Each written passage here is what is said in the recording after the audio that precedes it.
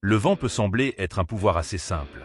Pourtant, dans les comics, il a déjà permis d'écouter des conversations à très grande distance, d'empêcher l'atmosphère d'un vaisseau spatial de s'échapper par une brèche, et même de transformer un homme en une tempête vivante, plus grande qu'un gratte-ciel. L'un des personnages de ce classement a même réussi à contrôler des particules libérées par le Soleil lui-même. Aujourd'hui, nous allons classer les 10 plus grands maîtres de l'air et du vent, en tenant compte de leur puissance brute, de leur portée, de leur précision et de leurs exploits les plus impressionnants dans les comics. N'oubliez pas de laisser un pouce bleu, de vous abonner à la chaîne et de nous dire dans les commentaires qui mérite vraiment la première place selon vous. Alizée. Sophia Mantga est apparue pour la première fois dans New Mutant numéro 1, publié en 2003. Connue sous le nom d'Alizée, ou Wind Dancer en version originale, cette mutante peut contrôler les mouvements de l'air. Elle crée des courants qui lui permettent de voler et peut projeter de puissantes rafales, capables de déséquilibrer ses adversaires ou de provoquer de violents vertiges. Après les événements de House of M, Sophia a perdu ses pouvoirs et a vécu pendant plusieurs années comme une humaine ordinaire. Elle a finalement retrouvé son aérokinésie durant la période de Krakoa. Cependant, sa capacité la plus intéressante n'a rien à voir avec la destruction. Sophia peut amplifier les vibrations qui se déplacent dans l'air, puis guider les sons lointains directement jusqu'à ses oreilles. En pratique, le vent devient pour elle un véritable système de surveillance. Elle peut ainsi écouter des conversations qui seraient normalement impossibles à entendre. Sa précision est impressionnante. Mais Sophia reste encore très loin de la puissance destructrice des personnages placés plus haut dans ce classement. Texas Twisté. Drew Daniels a obtenu ses pouvoirs après avoir été frappé par des particules radioactives transportées par une tornade. Apparu pour la première fois dans Fantastic Four numéro 177, Texas Twisté peut accélérer les molécules qui entourent son corps jusqu'à créer une immense colonne d'air en rotation. Il n'a pas besoin d'attendre l'arrivée d'une véritable tempête. Dès qu'il active ses pouvoirs, Drew peut créer lui-même le phénomène. Il reste au cœur de la tornade et utilise ses courants pour voler, soulever des objets ou projeter ses adversaires dans les airs. Son corps a également développé des réflexes améliorés, ainsi qu'une résistance inhabituelle au vertige. Une adaptation indispensable pour survivre aux effets de ses propres rotations. Même s'il a affronté des héros comme la Chose et la Torche Humaine, et qu'il a travaillé avec le SHIELD ainsi qu'avec les Rangers, Drew n'a jamais démontré une maîtrise de l'atmosphère comparable à celle des personnages situés près du sommet. Whirlwind. Whirlwind ne contrôle pas le vent par la pensée. David Cannon est un mutant capable de faire tourner tout son corps à une vitesse surhumaine, jusqu'à devenir le centre d'une tornade vivante. Avant d'adopter son identité la plus célèbre, il se faisait appeler l'Homme Toupie. Mais il a finalement choisi un nom beaucoup plus menaçant. Sa rotation augmente la puissance de ses attaques, lui permet de dévier les coups et rend toute tentative d'approche extrêmement dangereuse. Whirlwind a affronté plusieurs formations différentes des Avengers. Mais son histoire reste surtout liée à son obsession particulièrement inquiétante pour la guêpe. Même s'il peut tenir tête à plusieurs héros en même temps, ses cyclones restent limités par la vitesse et les mouvements de son propre corps.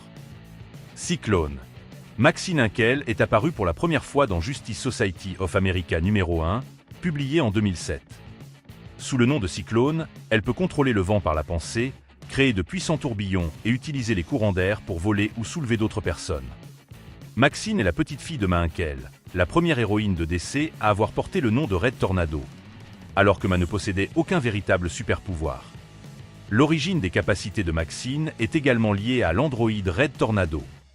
Elle a été exposée à des nanotechnologies créées par Theo Morrow, le scientifique responsable de la conception du corps mécanique du héros. Comme le son dépend des vibrations qui se propagent dans l'air, Maxine peut également perturber les ondes sonores. Elle ne contrôle donc pas seulement le vent qui nous entoure, mais aussi une partie de ce que nous sommes capables d'entendre. Cependant, le prochain personnage peut transformer l'air en véritable construction physique. Aéro. Lelling peut détecter presque toutes les perturbations présentes dans les courants d'air qui l'entourent. L'atmosphère devient ainsi une véritable extension de ses propres sens. En théorie, même un adversaire invisible pourrait révéler sa position simplement en respirant ou en se déplaçant dans son champ de perception. En dehors des combats, elle travaille comme architecte à Shanghai. Cela explique peut-être la manière incroyablement créative dont elle utilise ses pouvoirs. Aéro peut créer des barrières, des plateformes, des lames et d'immenses structures entièrement composées d'air comprimé. Dans Deadly Hand of Ka'Un numéro 2, son aérokinésie a évolué au point de lui permettre de créer une copie d'elle-même, entièrement formée à partir de l'air. Lei est peut-être le personnage le plus créatif de ce classement.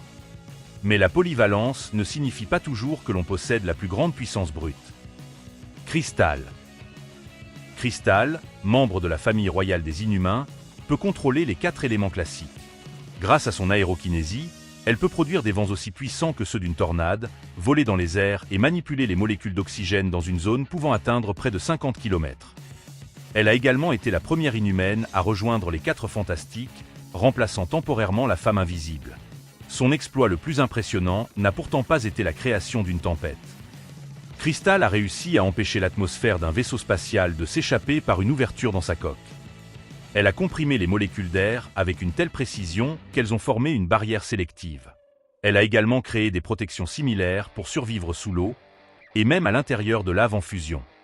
Son contrôle moléculaire est extraordinaire. Mais nous entrons maintenant dans la catégorie des personnages capables de devenir de véritables catastrophes naturelles. Typhoon. David Drake est apparu pour la première fois dans The Flash numéro 294, après qu'une expérience a activé son métagène. Sous le nom de Typhoon, il peut contrôler le vent, l'eau et l'électricité. Cela lui permet de produire des tornades, des tempêtes de grêle, des éclairs et d'immenses vagues.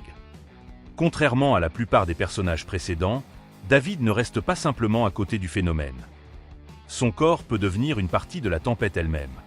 Dans des numéros ultérieurs de The Flash, puis dans The Fury of Firestorm, Typhoon a démontré qu'il pouvait grandir à mesure que sa tempête gagnait en puissance. Lors de certaines apparitions, il est devenu plus grand qu'un gratte-ciel, tout en se transformant en centre vivant de la catastrophe. Sa puissance brute est monstrueuse. Mais la taille et la destruction ne représentent pas forcément une maîtrise parfaite des tempêtes. Weather Wizard. Marc Mardon utilise une arme capable de produire des tornades, des blizzards, des orages, des éclairs et de violentes variations de la pression atmosphérique. Les plans originaux de cette baguette météorologique appartenaient à son frère Clyde, mort dans des circonstances mystérieuses. Certaines histoires ont même suggéré que Marc aurait pu provoquer la mort de son frère, avant d'effacer ce souvenir de son propre esprit.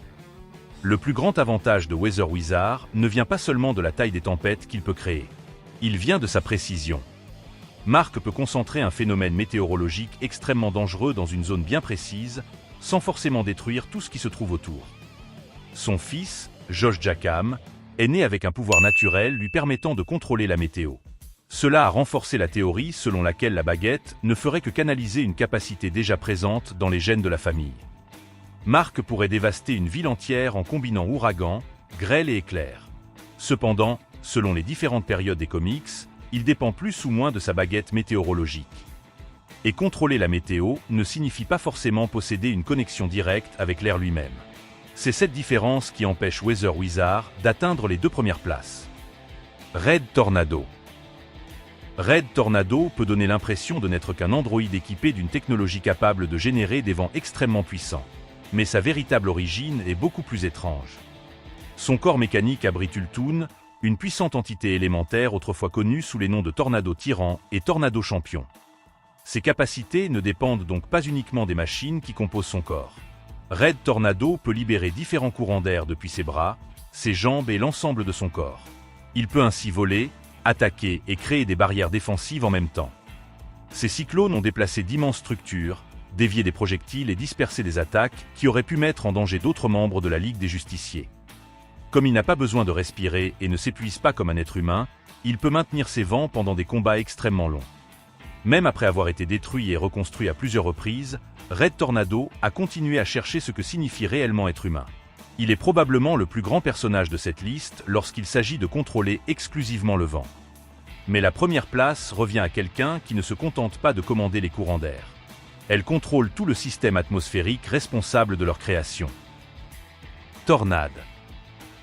Tornade est une mutante de niveau Oméga, capable de manipuler les forces responsables de la météo elle-même.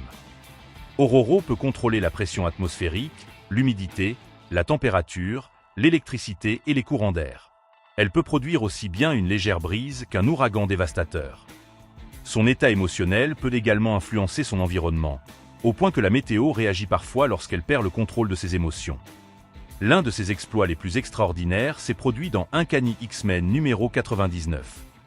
Perdu dans l'espace, Ororo a utilisé le vent solaire pour propulser son corps en direction de la station spatiale des X-Men. Le vent solaire n'est pas de l'air ordinaire. Il s'agit d'un flux de particules chargées libérées par le Soleil. Cet exploit prouve que la connexion de Tornad avec les phénomènes naturels peut s'étendre bien au-delà de l'atmosphère terrestre. Ororo peut également adapter ses pouvoirs aux conditions atmosphériques d'autres planètes. Cependant, elle doit généralement comprendre le fonctionnement de l'environnement avant de pouvoir le contrôler complètement. Ironiquement, une femme capable de commander des cieux entiers souffre de claustrophobie depuis qu'elle a été ensevelie sous des décombres lorsqu'elle était enfant. Red Tornado possède peut-être une connexion plus pure avec le vent. Mais Tornad prend la première place grâce à sa portée, à sa polyvalence et à sa capacité à contrôler toutes les forces majeures responsables de la création d'une tempête. Tornad mérite la première place parce qu'elle contrôle l'ensemble du système atmosphérique, tandis que Red Tornado est probablement le plus grand maître exclusivement spécialisé dans le vent. Mais Weather Wizard pourrait-il vaincre ces deux personnages grâce à sa précision supérieure et à son absence totale de limite morale? Partagez votre propre classement dans les commentaires, laissez un pouce bleu et abonnez-vous à la chaîne pour découvrir encore plus de combats et d'histoires tirées de l'univers des comics.